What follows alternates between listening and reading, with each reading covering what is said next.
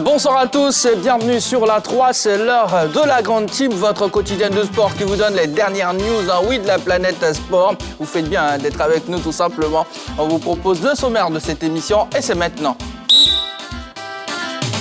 Au sommaire de la grande team ce mercredi, LGT News, Mesma Mbaya, le commissaire général du tournoi international du district autonome d'Abidjan dénommé TIDA, est notre invité en focus. Qatar 2022 au quotidien vous donnera beaucoup plus d'informations sur le mondial. Bonne soirée avec la 3.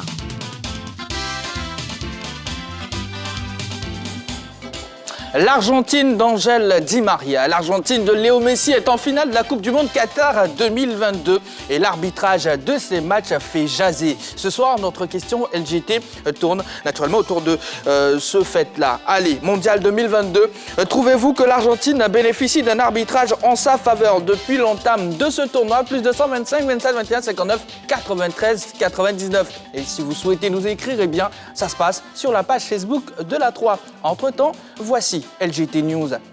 Ce soir, je suis en compagnie de Roger Stéphane et Jean-Philippe Auria. Bonsoir, messieurs. Bonsoir, Jean-Baptiste. Comment allez-vous? Roger... Bonsoir, Jean-Baptiste. Roger, je sais que... J'ai la tête plongée dans la... Vous attendez, enfin, c'était un souhait de voir le match de la France en entièreté. Oui, mais c'était un formidable match en ce moment. Sur les premiers instants que nous avons suivis, une ouverture du score rapide de la France à la 5e minute, pendant que le Maroc avait bien le ballon. Ouais. Et puis après, il y a une vague d'attaque marocaine, une belle défense qui résiste. Le match est plein, c'est une excellente demi-finale. Bon, malheureusement, nous sommes sur le plateau. On va attendre la suite des événements à travers. Allez, le match est en cours en ce moment, 77e minute, toujours 1-0 en faveur de la France. Jean-Philippe, un petit retour sur nos news de tout à l'heure. Un acteur copropriétaire d'un club de football, qu'en pensez-vous? Je pense que ce n'est pas forcément lié aux acteurs. Ces dernières années, les hommes des arts et des spectacles se sont beaucoup intéressés à l'acquisition de parts dans les entités sportives. On avait parlé de l'attrait de Rihanna pour certains clubs. Il y a même Jay-Z qui est propriétaire d'une franchise en basketball. C'est dire que ces hommes également, qui sont de magnifiques businessmen, s'intéressent à des disciplines où il y a énormément d'opportunités. Et le football en fait partie, notamment la British Premier League. Donc là, ils sont dans un processus de développement du club de Bournemouth. Je pense que le business plan proposé, du moins à l'acteur Michael B. Jordan, a dû l'intéresser et il a décidé tout simplement de suivre la mouvance. Le jeune acteur de Black Panther et de Green, il fait deux bons films là qui ont marché, qui marchent très bien avec la série qui succède un peu à Rocky Balboa de Sylvester Stallone. Oui, c'est bien. Moi, je suis Greed, voilà. Moi, je suis content de les voir. Mais moi, mon problème, c'est pourquoi les grands sportifs, eux, ne prennent pas les clubs et les équipes. C'est vrai qu'il y a Michael Jordan, il y a David Beckham. Mais c'est pas assez pour vous. Il y a Ronaldo, oui. Il y a Ronaldo à Valladolid en Espagne. Mais c'est pas assez pour moi. C'est pas assez pour moi. Moi, j'aimerais voir les gloires brésiliennes riches prendre des clubs au Brésil, en Argentine. Au Bayern, par exemple. Voilà, j'aimerais bien voir des stars ivoiriennes riches prendre des équipes, des clubs.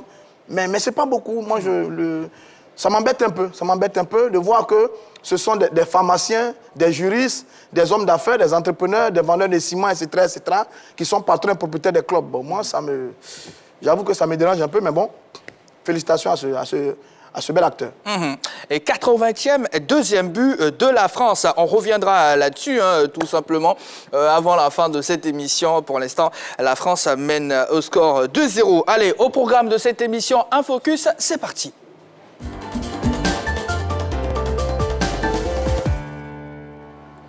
Nous recevons le commissaire général du TIDA, entendez par là, le tournoi international du district autonome d'Abidjan, Mesma Mbaya, qui a l'habitude d'être des nôtres, tout simplement.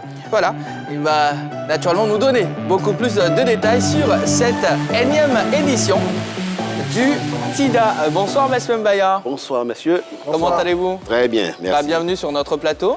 Merci. Roger Stéphane, Jean-Philippe Auria, ils ne sont plus à présenter. D'ailleurs, on a suivi le début du match ensemble. Ah, ben voilà.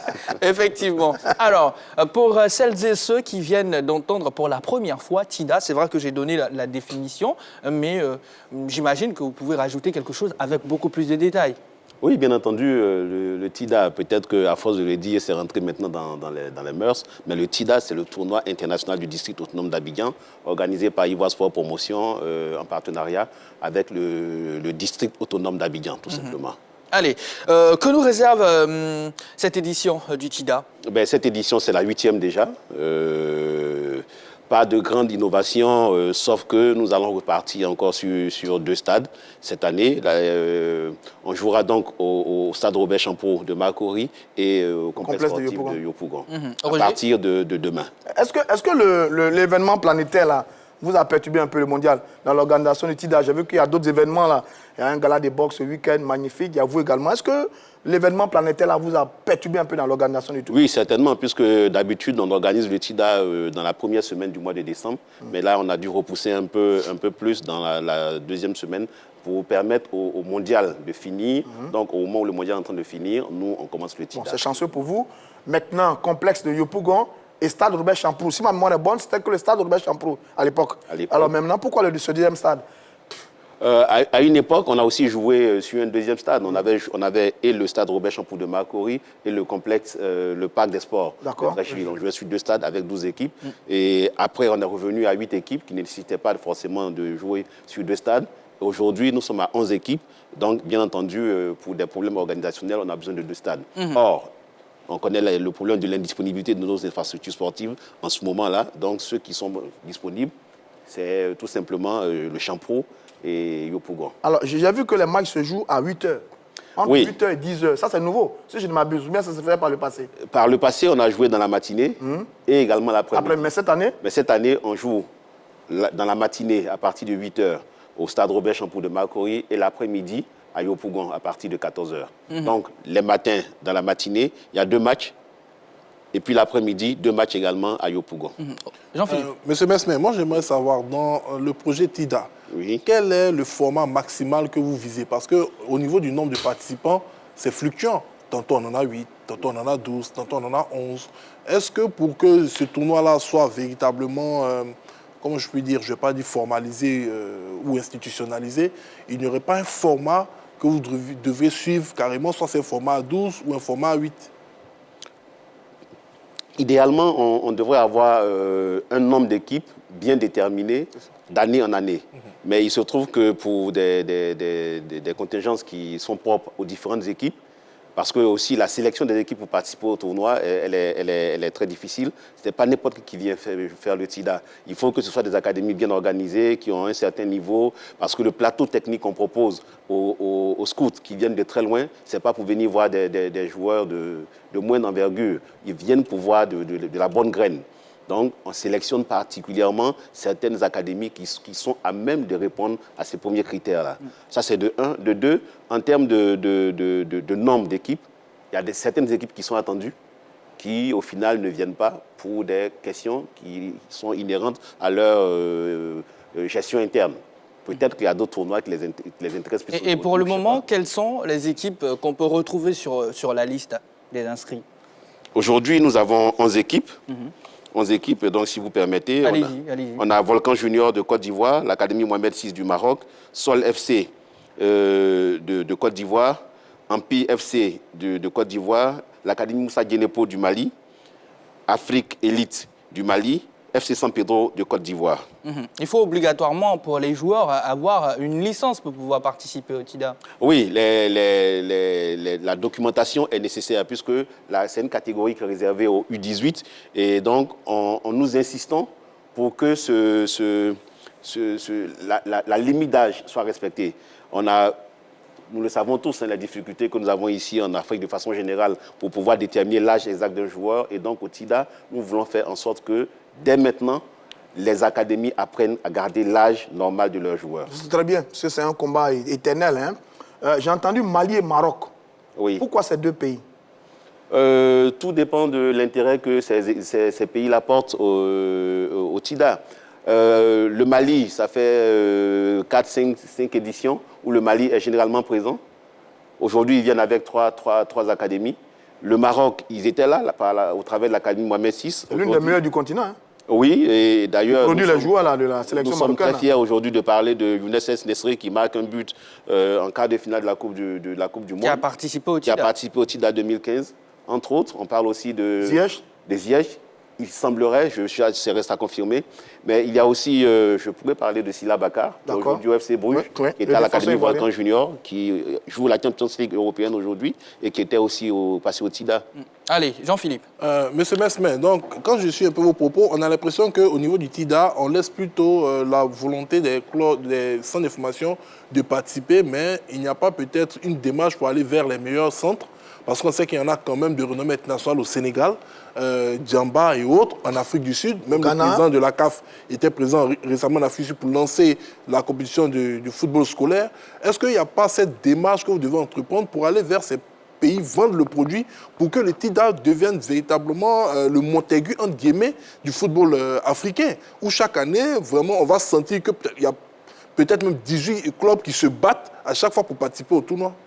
Il faut se dire que le TIDA est devenu aujourd'hui un label. Mais quand on devient un label, on est aussi envié, on est copié. Vous comprenez que depuis qu'on parle de TIDA et au tout début, on a même vu le FC Barcelone qui est venu, Red Bull Salzbourg qui est venu, on est venu, une académie du Ghana était toujours présente et ainsi de suite. Mais aujourd'hui, ce tournoi est en train de faire des émules et il a organisé le même type de tournoi dans les différentes régions africaines. Donc ce n'est pas vraiment de notre faute. Et puis, vous connaissez aussi, nous sommes tous sans savoir que le coût du transport aérien, il est tellement élevé en Afrique que ce n'est pas permis à tous ces académies-là de venir facilement pour le TIDA. N'empêche que nous faisons de notre mieux pour regrouper un peu la crème des U18 africains ici sur le sol en Côte d'Ivoire. Monsieur Mesmer Mbaya, est-ce que comme pour les années précédentes, vous avez un terme particulier pour cette édition? Nous avons toujours un thème, c'est le thème de l'année dernière qui a été reconduit, c'est-à-dire la lutte contre l'immigration clandestine, parce qu'on revient dessus tout simplement parce qu'on s'est rendu compte que malgré tout ce qui est fait, jusqu'à présent, le fléau de l'immigration clandestine des jeunes footballeurs continue. Il y a encore des parents qui se laissent gruger par des agents véreux de foot. Donc il faille qu'on insiste pour que ce fléau-là finisse par disparaître une fois pour toutes, pour que les gens comprennent, pour que les parents et les joueurs comprennent que la solution n'est pas dans l'immigration clandestine, mais plutôt de participer à ce genre de tournoi comme le TIDA, qui permet d'avoir le plateau technique nécessaire pour que ces gamins-là puissent se faire voir par la cinquantaine d'agents de joueurs qui vont venir pour superviser ce tournoi cette année. Roger. Vous dites que c'est un TIDA de la maturité. Absolument. Ça veut dire quoi exactement? Un TIDA de la maturité parce que dans l'organisation, aujourd'hui, Ivoire Sport Promotion est tellement rodé dans l'organisation de ce tournoi-là qu'on peut dire que nous sommes devenus matures pour organiser sans trop de contraintes ce TIDA de façon très agréable et aussi bien agréable pour les participants que pour nous-mêmes en tant qu'organisateurs également pour toutes les personnes qui vont venir regarder ce tournoi-là. Alors, j'ai lu une de vos déclarations, vous dites ceci, de plus en plus nous voyons des gens qui viennent de très loin participer au TIDA, la demande est de plus en plus forte, nous ne pouvons accepter un certain nombre d'équipes en termes de qualité, en termes de plateau technique pour que des jeunes gens puissent présenter au public sportif de Côte d'Ivoire une capacité réelle. Expliquez-nous bien ça. Bien, c'est-à-dire que quand on organise le TIDA, on fait une sélection. Il y a beaucoup de clubs ou d'académies qui manifestent le besoin de venir participer au TIDA, mais ce ne sont pas tous les clubs ne sont pas retenus. Bien entendu, on a un comité d'organisation qui va plancher, qui va analyser les différentes demandes pour retenir les académies que nous allons considérer comme les meilleures à même de nous envoyer de nous produire le spectacle qu'on attend tout simplement et puis à même de présenter aussi des joueurs de qualité. Est-ce que vous avez vraiment le sentiment que ce sont les meilleures académies au plan national qui sont là? Est-ce que j'ai entendu à Sec Mimosa? Est-ce que j'ai entendu Ivoire Académie, etc., etc. Ivoire Académie est présent. D'accord. Peut-être que j'ai omis de le Ah voilà, j'ai pas entendu. Ivoire Académie est là. Oui. La Sec Mimosa ne vient pas cette année. Ça va faire maintenant 2 années que la Sec Mimosa n'est pas présente parce qu'ils n'ont pas l'effectif tout simplement. En tout cas, c'est ce qui nous a été dit par les responsables que nous avons pu joindre. Ils n'ont pas l'effectif pour pouvoir participer à ce tournoi cette année. Pourtant, ils ont des garçons. Donc, on a été Karim, si je ne m'abuse.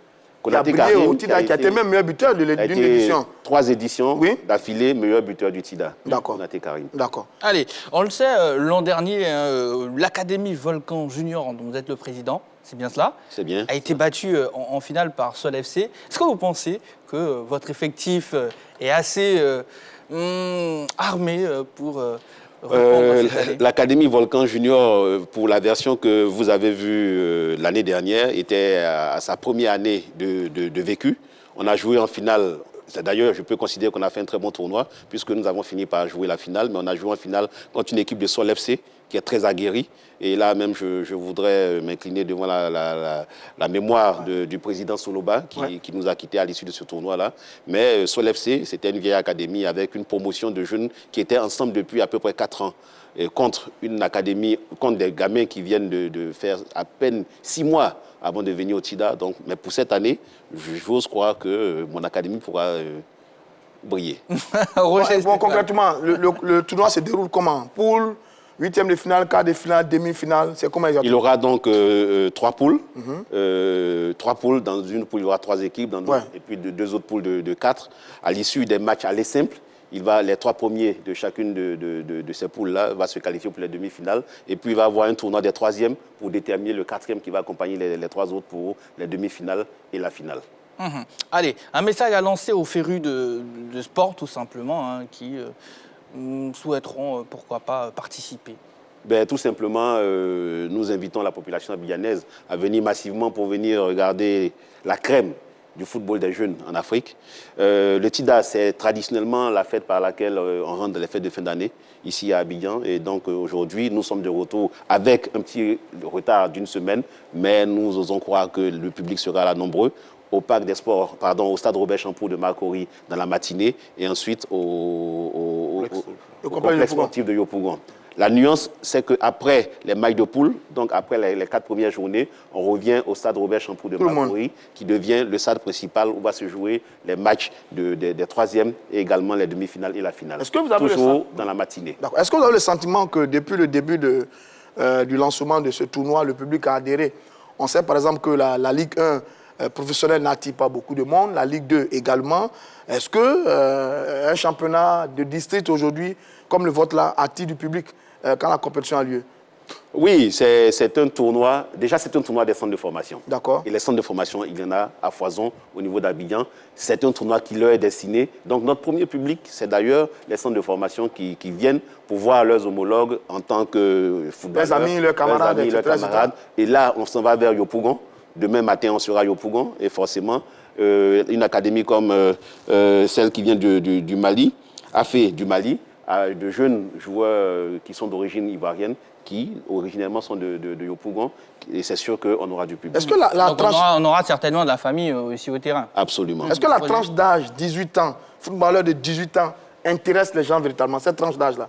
C'est la catégorie U18, est celle qui est le plus proche de pouvoir devenir professionnel. C'est ça. Donc, il ne faut pas les prendre trop tôt parce que la formation est plus longue. Il ne faut pas les prendre trop tard non plus parce qu'il y a certainement des choses à corriger. Et donc, pour un agent de joueur, un scout, quand il vient, il est important pour lui de voir un joueur qui n'est pas loin de pouvoir devenir professionnel. Donc, c'est la catégorie la meilleure pour les agents de joueurs qui viennent faire leur marché à l'occasion du TIDA. Alors, sur la question des agents de joueurs, ça fait 8 ans que vous faites l'affaire. Est-ce que sur le bilan et les conclusions que vous tirez, vous avez un volume de joueurs, en termes de nombre de volume de joueurs, qui sont partis de votre tournoi et qui aujourd'hui ont embrassé une carrière professionnelle, aussi bien sur le continent africain que sur le continent européen, par exemple?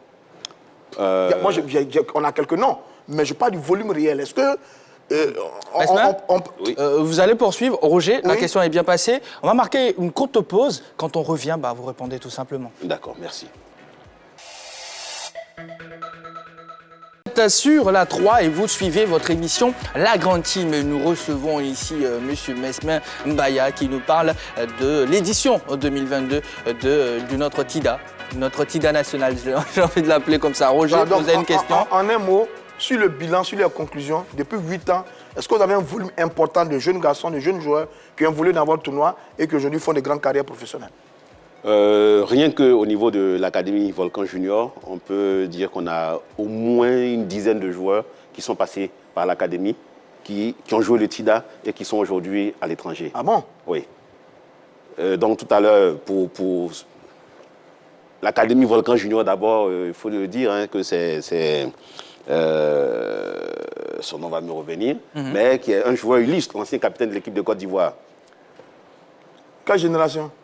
Qui vient de finir, là. De finir sa carrière, là? Oui. Capitaine? Oui. C'est vrai. Sérédier. Sérédier. Sérédier Ah, est d'accord, parti de Sérédier. l'Académie Volcan Junior, par exemple, mais lui n'a pas joué le TIDA. Mais après lui, il y a d'autres qui sont partis de l'Académie, qui sont aujourd'hui en Europe. On a Moussa Guénépo, le Malien, qui est passé par le TIDA. On a donc, j'ai cité Silla Baka, et puis aujourd'hui, Younes Nestri du Maroc. Voilà. On a tout un panel de joueurs qui sont passés ici, mais je pense qu'on va actualiser nos données pour pouvoir vous... un vrai bilan. Un vrai bilan dans ce sens. Allez, M. Mesmem Baya, votre mot de fin, c'est déjà demain. C'est déjà demain. Donc demain matin, on va jouer au stade Robert Champeau de Marcory. Le premier match va opposer donc Volcan Junior Académie à Ampi FC à 8h. Ensuite, à 10h, l'Académie Mohamed VI du Maroc, justement, va jouer contre Moussa Guinépo du Mali. Et puis au stade de Yopougon, dans l'après-midi, à partir de 14h, Sol FC sera opposé à Afé du Mali. Et Derby Académie du Mali, toujours à 16h, sera opposé au FC San Pedro. Monsieur Mesmem Baya, je rappelle que vous êtes le commissaire général du TIDA. Merci d'être passé nous voir. Bonne chance pour la suite. C'est moi qui vous remercie. Allez. Le TIDA et la 3, c'est un partenariat gagnant-gagnant. Bravo, félicitations. On va marquer à nouveau une courte pause. Quand on revient, on aura Begré Yago et San Séverin qui vont rejoindre la team pour la suite de cette émission.